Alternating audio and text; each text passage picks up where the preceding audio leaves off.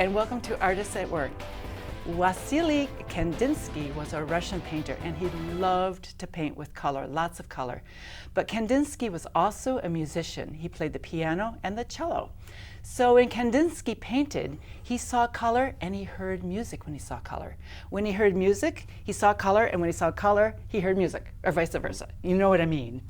But anyway, Kandinsky also said, you know, color is the keyboard, the eyes are the harmony, the soul is the piano, and the artist's hands are to play the keyboard, which create the vibrancy and the vibration within the soul.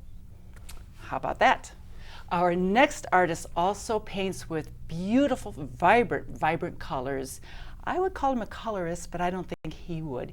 He is amazing what he can do with a paintbrush. So let's meet right now, Ted Lawson. Hello. Hello. I made it through that one fairly well. Yes, you did. Very good. And how are you? I'm doing fine, thank you. Good. Thank you for having me today. Well, my pleasure. We are thrilled, and already the producer and the cameraman and everybody loves your artwork. Oh, thank you. It's very, very exciting. This one is a little bit softer in color than the ones on the front down here, but Yes, you know, they may be, but this painting, can you guess where this is? Can you know what I do is I paint people, places, and things, Yes. and generally places are landmark locations. So you create places, and you make them more exciting probably than what they I really. hope so. The ordinary That's person. kind of my job. Yeah. To do that. So back to this. This is. Can you guess? This is, well, I know it's not the Heinens in Aurora. Uh-huh. Let's see, I'm seeing, is that an Italian flag there? Yes, it is.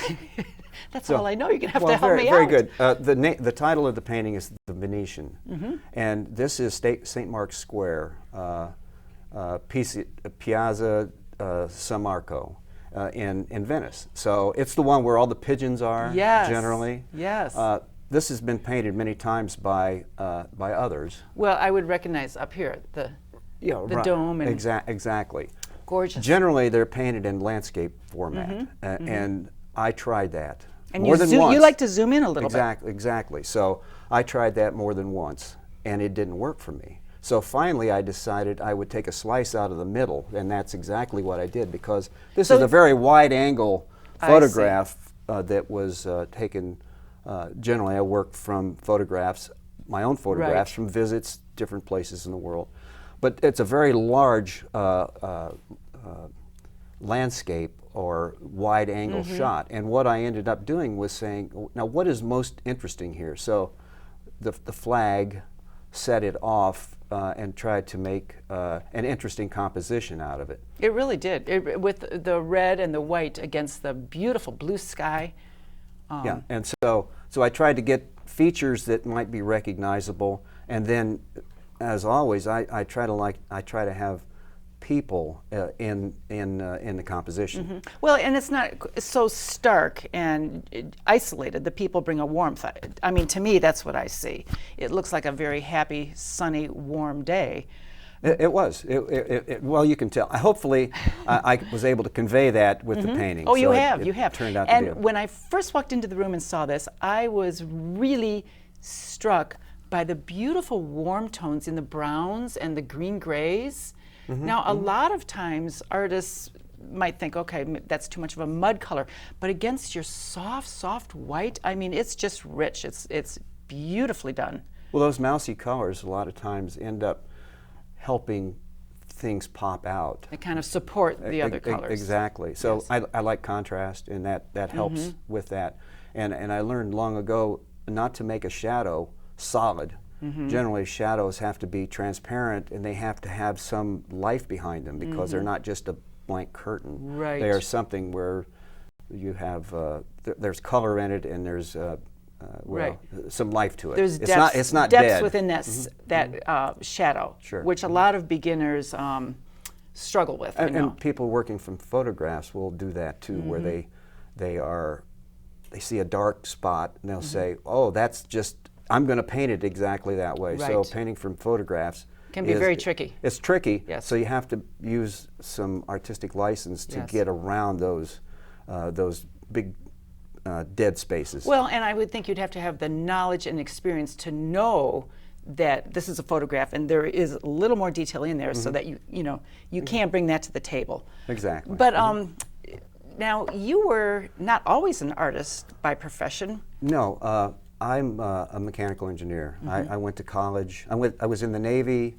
I went to college, and I worked as an engineer for an oil company for many years. And then in 2010, I retired. Yay. And along the way, But you were always an artist, I always had that feeling that I wanted to draw. I liked drawing, and so that was something that was always of interest to me. But about 20 years ago, I decided, I want to paint watercolor. And I remember when I was in high school and I had the nuns at my high school always said that watercolor is the hardiest medium. I agree. So I think it probably is. That's just my opinion. Well, although I've never other tried other watercolor. people have said that too. Hardest medium. I said that's what I want to paint. That's what you want. So it was my challenge. So I found because you have that kind of mind that you would like to problem solve. I guess that's the way that my mind works. I found a teacher, and the teacher's name is Betty Elliott. She recently passed away, but she was my mentor for many years. Now, was she in the Ohio area? Because Ohio, yeah, she's in North Canton, Ohio. Okay. And so she was known throughout Stark County and well represented even across the world. So. And you studied with a couple other artists along the way? I've studied with workshop settings with a local, not a regional artist, Fred Graff. Now he's from Medina, and he's recognized throughout the watercolor, the art world as a master. Transparent Watercolor Society of America, American Watercolor Society, and so on. Tony Couch, I got a lot of inspiration from him, and Gerald Brommer. Now these people all kind of painted and something that was interesting to me. Right. Were they all realists or representational? More realist. Okay. They weren't Barnes and Flowers. Right. Now that's when Right, and that's what so many people think about. The sweet little old lady that paints, her pansies, and those are all good. Exactly. But when I saw your paintings online, I was shocked when I looked to see they were all watercolor, and I guess you use acrylics a little bit. I'll use as well? a highlight with very transparent airbrush paint. Oh, watercolor. Really? Airbrush also? And but I don't use airbrush. I just use the paint right out of the bottle. Now I understand you have traveled quite a bit throughout the United States and overseas. Exactly. Where you get a lot of your references, I imagine. Exactly. And but one of my favorite places, the big city genre is what interests me. It's what you love. Right. What is this? I can't see this. Okay, this one is called Union Square Saturday 2. And what it is... This is New York? It's New York City, Union Square. Union Square. I have another painting, Union Square Saturday 1, but I have work in series. So this one, is 2. This is number 2, and it's and I love it. Is 2 better than 1? Did you have to practice on 1? Well, number 1 I sold to the North Canton Public Library. So. Ooh. Did you really? Yeah, so it's in their permanent collection. This painting was a Saturday about 3 years ago. They have activities there, different locations throughout Union Square. It's a large area, and I was able to take a number of photographs and found this one. I found a large wide-angle photograph, and that photograph I zeroed in on it to make a composition of interest. Now, do you always use the wide-angle lens? I use a wide-angle lens capturing a lot of information.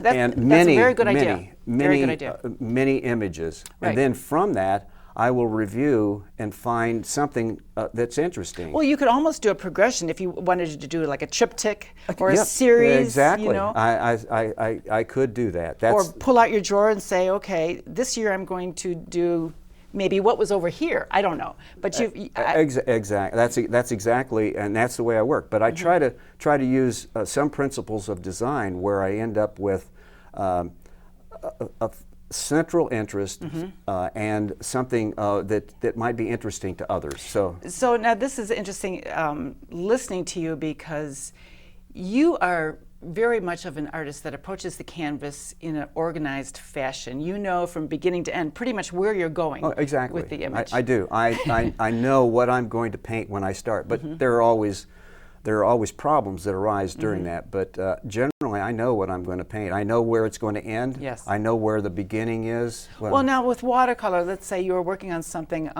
maybe you didn't like the blue sky. This would never happen to you probably. Now correct me if I'm wrong. You wouldn't say halfway through, oh, I think I want to paint a sunset in there. No. No, that you're right. I wouldn't want to do that. You would never do that. I would already know what I'm going to paint. Maybe painting a sunset on this in a different from a different angle. Okay. But because I've heard a lot of artists say they get into a painting, and sometimes the painting will take a curve, and they really don't know where the painting is going, but they allow themselves to go down a different avenue. Exactly. Some that I know actually start by splashing color on the canvas, and then something on the canvas speaks to them, and then they go in that direction. They see something there. Watercolor doesn't really lend itself to that, or does it? Well, to some people it does, but not to me. I remember, there was a little trick that our teacher showed us, and it was taking a piece of saran wrap and putting it on a wet ground. Oh. And what that did was produce some kind of a background that people would paint into. I hated it. I hated that. I never did it. I had that assignment, but I said, I don't like this, and I'm not going to do it. So you crumpled it up and probably threw it away. Yeah, that's true. And this is another one from New York City. This is Broadway. And it's called Afterglow on Broadway because of all the lights that are shining and reflecting. I love street crossings. Yes. I love the zebra crossing, the many stripes. In planning the little talk about Kandinsky, you have such a vibrancy in your own use of color. I mean, would you call yourself a colorist in a way, or no? No, not really. Not really. I'm more realistic, more representational painter, and I just like to create things that are exciting to me, and I think that they might be of interest to others too. And I try to use combinations of colors that do provide some interest. Oh, this is fabulous! A night scene. Yeah, it's a night. Yeah, I like night. I'm thinking that I may do a whole series that's called noir. Right. But well, because I do many things that are. Have you ever painted on site in the night, a nocturnal painting? No, I don't. Because I'm standing in the middle of the street many times, and that doesn't really work out. That's not conducive. Yes. It's not very conducive. I have one that I'm really actually standing in the middle of Market Avenue in Canton, and the cars are coming and going. So to stand there and try to paint, it doesn't work for me. Right. So I use my sketchbook, my camera as my well, and source. you often paint action shots too, with these cars and people walking. Right, and exactly. Yeah, exactly. So it would be kind of silly to hold that pose. Yeah, hold that pose. It doesn't work that way. It doesn't work. But you're going back to New York City. I am. I'm going to New York City on Friday, preparing for the 5-borough bike tour in New York City, where we go to the 5 boroughs of New York City in a group. That's exciting. So I'm riding a bicycle through all 5 boroughs. That's great. It's about 50 miles, so I guess. That's a nice way. That's probably another passion of yours. Oh, exactly. Well, exactly. And I have a mount for my camera on my bicycle, so I'll be taking. Do you? I'll be taking photographs while I'm going through these 5 boroughs. Wide-angle shots. I'll come back and review later. Come back later and review, and I might find something of interest. So you're an artist always at work in one way or the other? I try to be, yeah. I really enjoy that. Like I said, I retired about 3 years ago. And your wife can go with you? Well, she can, but she has other interests. She's retired. She retired too. She's a Spanish teacher. In the Akron-Canton area? And in Canton, right, Canton City, right, inner city, Canton McKinley High School. Do you ever do portraits? I have of my daughter. I've done portraits of others, but that's not my. It's not your my focus. First one. No, not now, my first. These love. are too big. I don't know really what we're looking at here. Okay, well this one is is an interesting piece because we traveled to India in 2004, and during that trip we had a side trip that took us to Nepal. So we were going to try to go and see the Himalayas. Many artists love to go there, I hear. Right, very interesting. Loved India, went to Nepal. We went to the town called Kathmandu, so that's the capital, and learned a whole bunch about it. But this is called Freak Street, Kathmandu. Freak Street is a place that has the name because in the 60s, when the Beatles were going to India, they ended up going to Nepal because Nepal allowed, it was legal to have hashish. It was in ceremonial use. So people found that it was, hey, this is the place we can go, and and so they were called freaks. So. And you can Google that today, and you'll find Freak Street. It's Freak Street, Kathmandu. Wow. So how long were you in Nepal? I think 3 days. Was that mostly just for a painting? No, it was trip? just a trip. So I used those trips, and I captured all this information. I wasn't, it took me 4 or 5 years to ever paint that. Amazing. So I have all this resource material. Right. Now you take commissions, or? Yes, I do. I do commissions, and. So anyway, that's a whole nother thing. Oh my goodness! So, do you want me to pick up one? I was going to say, let's look at the one next to you. These are nice and heavy. It's your turn to pick it up. Okay, and this looks like another nice scene. A horse and buggy. It looks like New York City. This is called Cabs. I was doing a night bike tour last summer in. Lower Manhattan. Oh, isn't that scary, riding your bike at night? Well, I was with a group. It was an organized tour, and we went real slow. But I took many photographs, and at the conclusion of the ride, I was back in Midtown near our hotel, and this image, another wide-angle image, was there, and that was the thing that came out of that whole evening. This one piece. It's beautiful with the purples, and you've had blues, and I mean almost the whole palette. Every color is here. It's just stunning. Well, thank you very much. I really like that. It's interesting. It was it was one that came out fairly quickly, but there was a lot of drawing in it. All my paintings. I don't see as much hard edges as some of your other ones, although the lines on the street.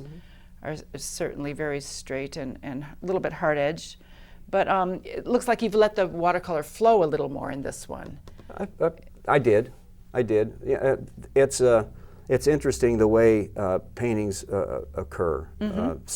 There's some lifting. I did some lifting in here that you may not be able to detect, but now I never use white. I never use white. Anything that's white on here is the white of the paper. Now, what would the lifting be? Okay, so I can there's lifting that you can do with a brush, or I found an eraser. Put this down now so we can see your face. Okay.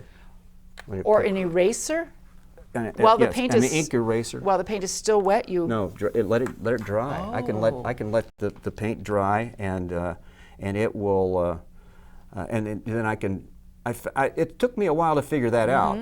And I've adapted tools to it. So you've invented this process a little bit. I've invented this particular kind of lifting, but it's mine. Then do you paint over maybe a little bit of the leftover paint? You might paint over it and get a transparency, maybe. Exactly. So there's a lot of things. Like I said, it's problem solving. So lifting is one of the tools for problem solving. Well, that's the thing about painters. I'm hoping that all this problem solving that we're doing and struggling and creating, I'm hoping it'll help us in the Alzheimer's years. You know? Well, you know, I do hope so. It's kind of like a crossword, working a crossword, isn't it? Exactly. It's one of those things where I believe that it's very important to stay active and keep your mind active. And doing paintings like this are things that allow us to use our intellect to do things and keep us sharp. Yes, in a beautiful way. Right. And you have some paintings that you're almost standing on exactly down here. Right. So this one is a painting. I was saying earlier that I do paintings, and when I sell them, I will turn them into a limited edition. So this looks like Christmas time in New York City. It is. This is. Or is that Paris? No, it's New York. New York. And it's right at Grand Central Station. So it's. I don't know if with the plastic. I don't hope know the camera if you can pick see it up. that. Nevertheless, the painting is of Grand Central Station at 39th and Park Avenue, and it just happens to be a scene captured randomly, quickly, and I think it was from a video that I was doing. Oh, really? And I clipped it from the video. I liked the position of all of the features, and that's when I decided that that's what I was going to paint. So I painted it. I showed it one time. Now, before video it was from your ever camera, or from a camera, right? It was from. I mean, your. I'm sorry, I was going to say your phone, but this. This one was from a little flip cam. So nothing elaborate, nothing fancy. But it was one of those things that just allowed itself. It spoke to me. Yes. This is what I wanted to paint. And I love the signs that you put in here. I try to put I love signs. I love all the little calligraphy and things like that in there. And this is perfect because the orange and the blue with complementary colors and slashes of red. I just love it. I love it. I love all the light. And well, thank you. I do too. And like I said, the painting was one of those that was sold, and it was. So I turned it into a limited edition. This is another New York City landmark. This almost looks like Chagrin Falls. Well, it could be, but this is town. It could be. This is a very old ale house in Manhattan, in the East Village. It's called McSorley's, as you can tell. And Clyde Singer, who was a resident and accomplished artist in the Stark County area, painted this many times. Oh, really? I painted this once, and the first time I showed it, a collector bought it. So that's fabulous. Congratulations. From that, thank you. And from that, I've created this this limited edition of artwork. So that's lovely. And speaking of Stark County, weren't you in a show, a wonderful show there? I forget the name of it. The Canton National Art Show, it was the Canton, or the May Show. No, I think it was the Canton National Show. It could be. Was it through December through March? Oh, that was. You were the featured artist. Am I getting this right? I was in March the 1st at 2nd April Gallery. I was at. Let's hold up another one while you're talking. I was at 2nd April Gallery. I was a featured artist from March 1st through March 31st, and I was, as I said, the featured artist. And one of the paintings that was a part of that. I'm sorry. That's all right. That was a part of that was kind of the headline was a piece that was called City Light, and it was sold that first night. Oh, so, you've had some great. Right. Yeah, I was very great fortunate luck to be. Or some fortunate times. Right, and this is another New York City scene. This is Washington Square Park, and this arch is based on the Arc de Triomphe in Paris, but it's a landmark. It's on the NYU campus, New York University. My daughter graduated from NYU with her graduate degree in business. I've been there many times. Friends of mine said, our son is in law school at NYU. Do you have any paintings of Washington Square? Because it's right on. So did you paint this for them? I did, and then they accepted it right away. Oh, it's lovely, and I like the square format. I mean, squares are one of my favorite. It's not mine. No? Square is not my favorite. No? The favorite of mine is the horizontal, and it has a special aspect ratio. Really? speaking engineering. See, I was going to say an engineer, you would pick up on all So that. I learned that, and it became something that was interesting to me. And I try to make all my paintings almost approximate exactly that aspect ratio, the ratio of the height to the width. Oh, that's But something the I would square, never think this about. one worked out quite well because of the day, the time of day, the location, It looks the very activity. fresh and spring-like. It was actually. It was like the first part of April. Well, see, you captured that. Well, thank you very much. Very that nice. was my job to do that. And my job is to guess the title. Yeah. Yes. Yeah. So I think Very maybe nice. I already told you it was Washington Square Park. That's the Very name nice. of it. Now, if somebody wanted to purchase your limited editions or maybe originals, where would they find you? They would find me at. You can put this down now. Okay. They would I mean, find do you me. have a gallery or a Well, my gallery studio? is at my home. My studio is at my home. My gallery is in my house. I have enough open wall space and easels that I can exhibit work right there. You can find me on my website, which is tedlawsonartist.com. Okay, and we'll put that up towards the end. Okay. And you have another show, I think, coming up in the Box Gallery. Oh, the Box Gallery, right. The Box In Gallery Akron? is representation of the artists of Rubber City. And they have a location in the Summit Art Space, and it's right adjacent to the Akron Society of Artists. And I have a gallery show there in October, and it is called, the title is Urban Lights. So Great. the work that I have here Will be part of possibly it. be a part of that, but I'm trying to create new Yes. work as time Yes. goes by to fill up the space. Right, And right. You so, will have new work, I know it. So I have I'm a sense you'll have some magnificent well, you know, things. that funny thing, a couple of these pieces that I was going to enter into that, they already sold. So Oh, what a problem. what a darn Yeah. thing. So Yeah. now where would you like to be or see yourself? I mean, you still look young, you've got a lot of energy. Where do you want to be in 10 years from now? Where do you want to take your artwork? To gallery representation, and I'm thinking, oh, wouldn't it be nice to be in New York? But there's difficulties with that. Yes. Rental space Yes, is it's expensive, expensive. and then mailing, shipping, handling. So there would be very little income from Right. that. But nevertheless, that's kind of what I want to do. Well, tell your daughter to get busy and represent you. Well, yeah, she's going to. She's going to be She can do in that. law school. She's going to be graduating soon, so maybe she'll be. She can be your my manager. my Yes. manager. Well, we are out of time. Wow, that went Already, quick. isn't Yeah, that yeah. fast? What That a was- show. And your artwork is beautiful. Please come and see Ted Lawson down in the Akron-Canton area. Right. Look at his website, and you too can own one of these beautiful pieces. Okay, let's wave Well, bye. thanks. Bye. Bye. Thank you for coming. That's my pleasure. Thanks.